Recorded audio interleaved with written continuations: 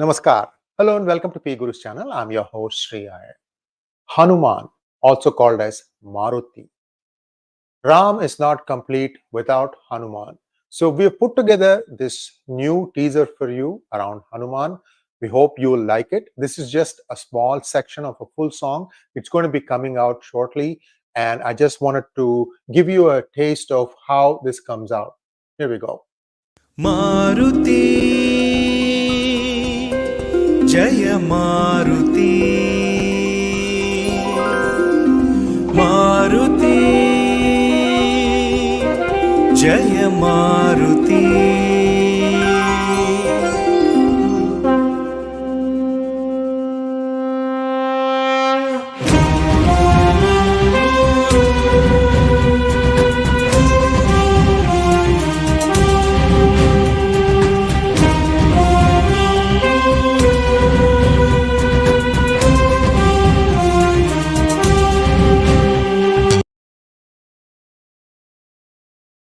Maruti,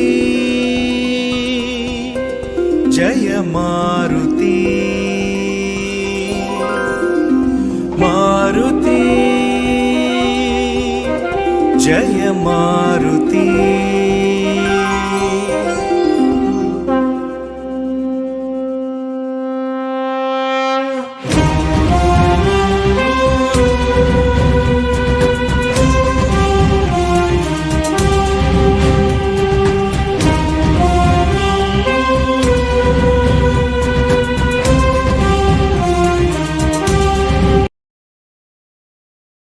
That was our ode to Maruti or Hanuman. And what I'm going to talk about today is what is really happening in the Bay Area. See, the whole world is now reverberating with Ram Mandir, everything to do with Ram. Everyone is chanting Ram.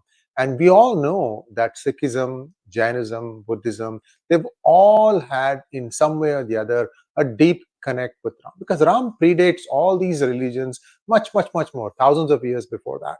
So what is happening?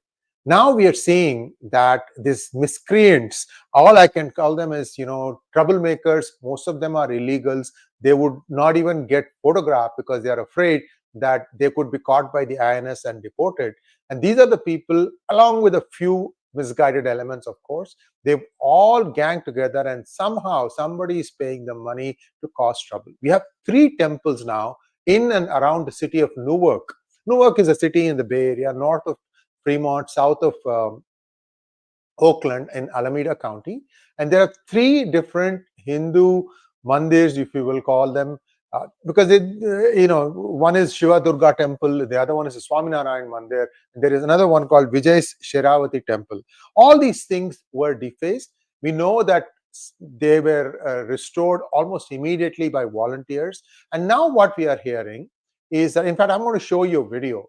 These people have camped in front of the Swaminarayan Mandir and they are chanting slogans. Just watch this.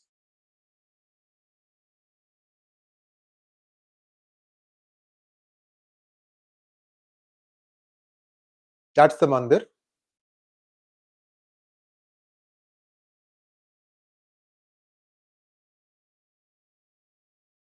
This was the one that they defaced.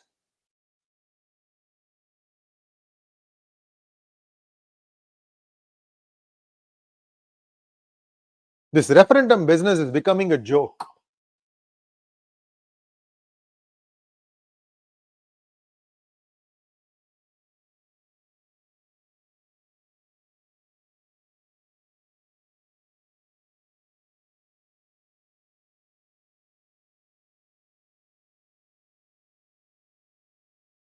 You get the idea, right? Now, I'm going to take you back last year. 1 year ago, something similar was happening in around March timeframe. They were protesting in front of the Indian consulate.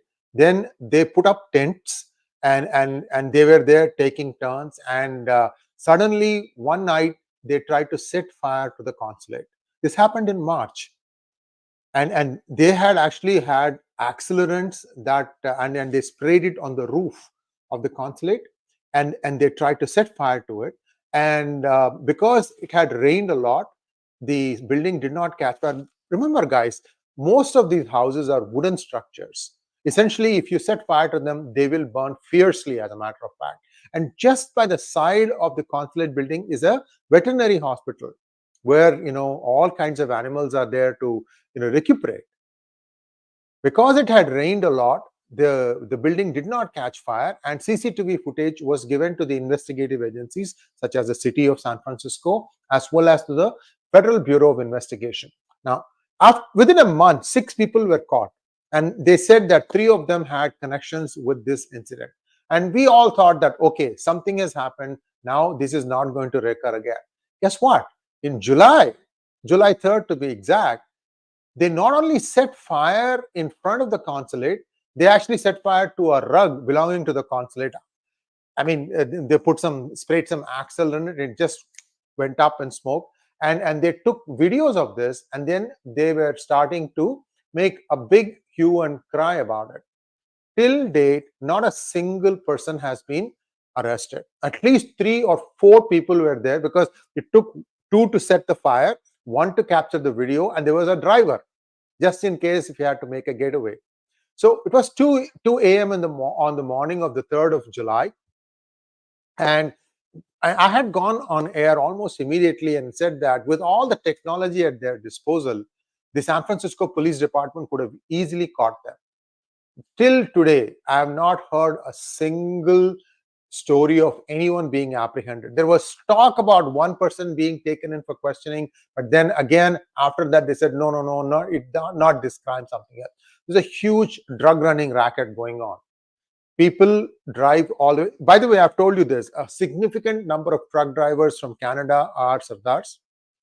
They are all, most of them are law abiding, but there are some who are doing human trafficking, drug trafficking, and they are being caught and they are being arrested. But the thing is, maybe out of 10, 1 is getting arrested, and a lot of free money is flowing. And in fact, in a city called Merced, in the county called Merced, there was a complete family that was killed. 36-year-old husband, 28 or 29-year-old wife, and a 6-month kid. And investigations revealed that it had something to do with drugs. So a lot of stuff is going on right now. So one might ask the question, having labeled all these graffitis as hate crime, what else has the Alameda County Police done? Well, the question, this is something that they will keep giving you 1,000 reasons why they can't do much. Unfortunate fact of the matter is, the police department, the police officers draw large salaries, but they don't really get any effective action on the street. Not only that, I'm also hearing complaints that many of these police forces are not registering all complaints, thereby showing that there is no crime in their city. There is crime, and I've seen with my own eyes in many strip complexes where, like, for example, if somebody is running a liquor store, and many of the liquor store owners are Indians, because they have moved, over the years. You can get EB-5 visas if you can bring in some money, and this is standard. It's a legal process by which you can immigrate to United States. And they have told me, and in fact, I've been witness to some of these crimes. They come, they re-see the place, they know where the liquor bottles are, where the most expensive liquor bottles are. In the night, they come and ram their van into the store, take whatever they can lay their hands on, and take off. It doesn't matter how much footage you have. The police never catches them. All the police will do is come the following day and give you a letter to the effect that, yes, this place was burgled, and tell you, hope you have insurance. Why are we paying these fat salaries? The other unfortunate thing is, the officers who are joining the police force, they're all coming from the East Coast. And the East Coast salaries are not in the same league as the West Coast salaries. They look at the salaries and think, oh my goodness, I have few years left in police. I will move to West Coast and I'll make some good money. They don't realize how expensive the cost of living on the West Coast is. They can't afford homes. So this becomes a huge problem. Instead of doing that, the department needs to invest more in finding good caliber police officers who are local, who've already, put down roots, so that for them, finding housing is not that much of a challenge. It is a problem. West Coast, California, San Francisco area is a huge problem. A lot of money from China, South Korea, Philippines, Indonesia, you name it. Money comes here because everybody wants to park their ill-gotten wealth in safe locations, and America is as safe as it gets. So all these problems put together make it very difficult for people to actually get proper protection from the police. So what is the solution? Some of you are remember mentioning that perhaps you can have voluntary force. But guys, this is Silicon Valley. This is startup capital. People work insane number of hours. Well, some people, I mean, when I used to be at a startup, 12 to 14 hours was the norm. Then you come home and then you have to still deal with a whole bunch of other things. 16 hours was not at all unusual. Where is the time to spare for doing any voluntary operations? So this is becoming really a huge problem. And as a whole, the community needs to come together and draft some laws. Some assemblymen are seized with the problem. They are working towards a solution, but the illegal migration does not help, because they are completely dependent on taxpayer dollars for their survival. And the United States keeps on taking more and more. I don't know what has come into this Biden administration. They have completely lost their mind.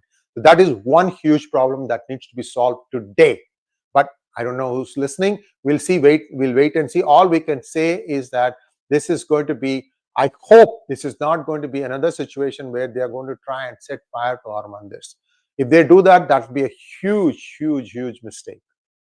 Thanks for watching. Please like, share, and subscribe to our channel. I'm going to try and see if you have any questions. I have not had a chance to look at the chat. I'm manning the whole thing by myself. Let me take a quick look and see if we have any questions for me today.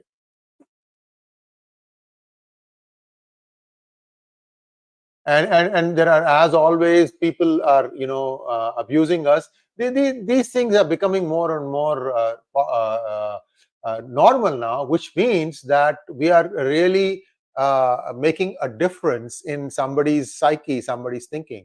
And I mean, I'm just going to ignore all the bad stuff that's coming. All this negative energy, it's useless.